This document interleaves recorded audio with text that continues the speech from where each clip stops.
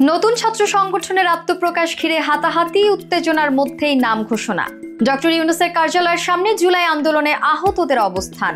আনিসুল সালমান নুরুজ্জামানকে হাতকড়া পরিয়ে আনা হলো আদালতে। আমরা আর মাফিয়া তন্ত্রের বাংলাদেশ দেখতে চাই না, পঞ্চগড়ে গিয়ে বললেন জামায়াত আমির।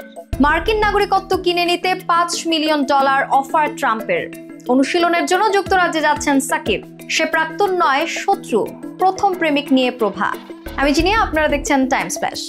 নতুন ছাত্র সংগঠনের আত্মপ্রকাশ ঘিরে হাতাহাতি উত্তেজনার মধ্যে নাম ঘোষণা দেয়া হয়, কিন্তু ধাক্কাধাক্কি ও বিক্ষোভের মুখে নির্ধারিত সময়ে 2 ঘন্টা পরও সংবাদ সম্মেলন শুরু করা যায়নি। পরে সোয়া 5টার দিকে জুলাই আন্দোলনের নেতৃত্ব দেয়া ছাত্রদের অন্যতম আবু বাকের মজুমদার নতুন দলের নাম ঘোষণা করেন। তখনও বিক্ষুব্ধ কিছু তরুণকে স্লোগান দিতে দেখা যায়। নতুন ছাত্র সংগঠনের নাম রাখা হয়েছে গণতান্ত্রিক ছাত্র সংসদ।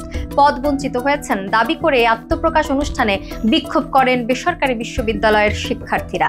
এ সময় তাদের বিভিন্ন স্লোগান দিতে দেখা যায়। এ সময় উত্তেজিত শিক্ষার্থীদের ধাক্কাধাক্কি করতে দেখা যায়। নতুন ছাত্র সংগঠনের আহ্বায়ক আবু বাকের মজুমদার, সদস্য সচিব জাহিদ আহসান, মুখ্য সংগঠক তাহমিদ আল মুদাসসির এবং মুখপাত্র আশরেফা খাতুন।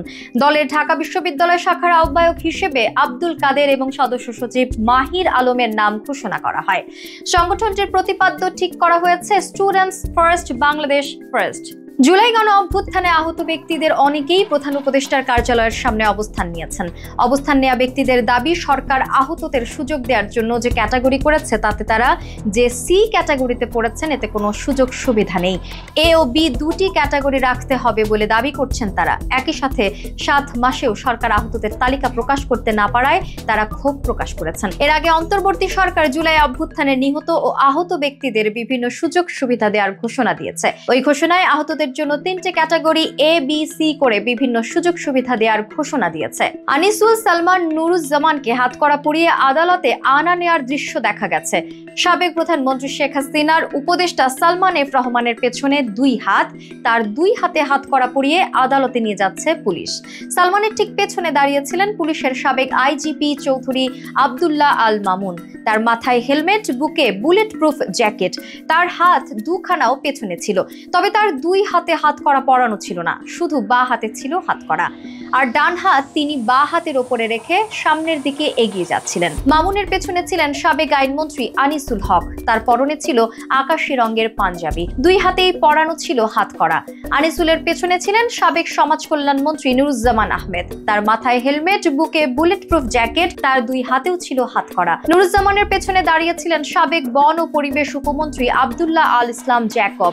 তার 2 হাতও পেছনে ছিল, তবে তার 1 হাতে পরানো ছিল হাতকড়া। জ্যাকবের পেছনে দাঁড়িয়ে থাকা সাবেক সংসদ সদস্য হাজি সেলিমের মাথায় ছিল হেলমেট, বুকে বুলেট প্রুফ জ্যাকেট, তার 1 হাতে হাতকড়া পরানো ছিল। বাংলাদেশকে আর গডফাদারের গডমাদারের মাফিয়া তন্ত্রের দেশ হিসেবে দেখতে চান না বলে জানিয়েছেন জামায়াত ইসলামীর আমির ডক্টর শফিকুর রহমান। জনসভায় ডক্টর শফিকুর রহমান বলেন, কিসের সংখ্যালঘু আর কিসের সংখ্যাগুরু? এদেশে যেই জন্ম নিয়েছে সেই এদেশের গর্বিত নাগরিক। আমরা নাগরিকদের ভাগ বাটোয়ারায় কোনো ধর্ম বা দলের ভিত্তিতে করার পক্ষে নেই। আমরা নাগরিকদের ভাগ বাটোয়ারা কোনো ধর্ম বা দলের ভিত্তিতে করার পক্ষে নই। অতীতের পতিত স্বৈরাচারী জাতিকে ভেঙে টুকরো টুকরো করে মুখোমুখি লাগিয়ে রেখেছিল। মার্কিন নাগরিকত্ব কিনে নিতে $5 মিলিয়ন খরচ করতে হবে, এমন পরিকল্পনার কথা ঘোষণা করেছেন দেশটির প্রেসিডেন্ট ডোনাল্ড ট্রাম্প। নতুন ব্যবস্থার নাম দেওয়া হয়েছে গোল্ড কার্ড। প্রতিটি গোল্ড কার্ডের মূল্য ধরা হয়েছে $5 মিলিয়ন বা $50 লাখ বাংলাদেশি মুদ্রায় 60 কোটি টাকার বেশি। মার্কিন প্রেসিডেন্ট জানান, ধনী ব্যক্তিরা এই কার্ডটি কিনে আমাদের দেশে আসতে পারবেন। অনুশীলনে যুক্তরাজ্যে যাচ্ছেন সাকিব আল হাসান। অনুশীলন করবেন সারে ক্রিকেট ক্লাবের সাথে। সেখানে 2 সপ্তাহ থাকবেন। ক্যানিংটন ওভালের কাছে একটি হোটেলে থাকবেন এই অলরাউন্ডার। অবৈধ অ্যাকশনের কারণে বোলিংয়ে আইসিসি থেকে নিষেধাজ্ঞা পান সাকিব। ফ্র্যাঞ্চাইজি লিগে ব্যাটার হিসেবে খেললেও বোলিংয়ে এবার অনুশীলনে ফিরছেন এই তারকা। সম্প্রতি গুঞ্জন ওঠে ঢাকা প্রিমিয়ার লিগে লেজেন্ডস অফ রূপগঞ্জের হয়ে খেলবেন সাকিব, যদিও একদিনের মাঝে স্থগিত করা হয় সেই চুক্তি। যুক্তরাষ্ট্র থেকে ফিরে প্রভা তার জীবনের প্রথম প্রেম নিয়ে মুখ খুলেছেন, তবে সেই প্রেমিক কে তা বলেননি। তিনি বলেন, আমাকে নিয়ে অনেক গুঞ্জনই ছিল, সেসবের কিছু সত্যি ছিল, কিছু মিথ্যা। তবে আমি যেসব জোর গলায় মিথ্যা বলেছি বা অস্বীকার করেছি সেগুলো গুজবই ছিল। অভিনেত্রী জানান, তার জীবনে প্রেম কয়েকবার এসেছে, তবে সম্পর্কের একটা সময় মনে হয়েছে হয়তো আজীবন একসঙ্গে কাটিয়ে দেওয়া সম্ভব হবে না দুজনের। তখন আর একসঙ্গে সঙ্গে থাকা হয়নি। নিজের প্রথম প্রেম নিয়ে ক্ষোভ শোনা যায় প্রভার কণ্ঠে।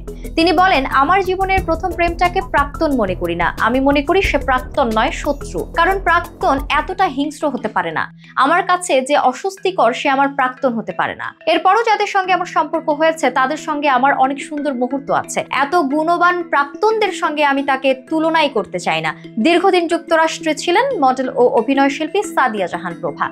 সেখানে তিনি রূপসজ্জা বিষয়ক প্রশিক্ষণ নিয়েছেন। সম্প্রতি দেশে ফিরেছেন। এরকম আরো তথ্য পেতে চোখ রাখুন বাংলাদেশ টাইমস.com-এ। ধন্যবাদ।